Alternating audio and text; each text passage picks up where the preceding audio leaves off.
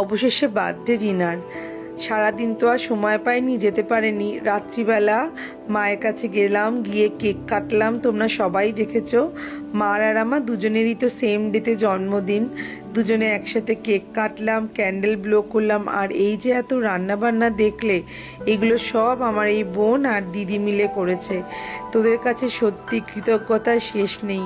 ওদের জন্যই না দিনটা আরও অনেক ভালো হয়। আর মা এবার খাইয়ে দিচ্ছে। মার তো অপারেশন হয়েছে বলেছিলাম তোমাদের। মা তো খুব একটা ভালো করে হাঁটাচলাও করতে পারে না, এখন রান্নাও করতে পারে না। সেই জন্য দিদি আর বোন মিলে সব কিছু অ্যারেঞ্জ করেছে। আর মা খাইয়ে দেওয়া, সত্যি এত মিস করি এগুলো, কি বলবো। এখন তো অনেক দূরে থাকি, দূরে চলে এসেছি। মা তবু দাঁড়িয়ে দাঁড়িয়ে আমাকে সম্পূর্ণটা খাইয়ে দিল। এত ভালো লাগছিল, কি বলবো।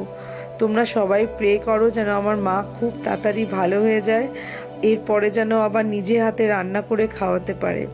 তোমরা সবাই সুস্থ থেকো, ভালো থেকো, আনন্দে থেকো। আবার দেখা হবে।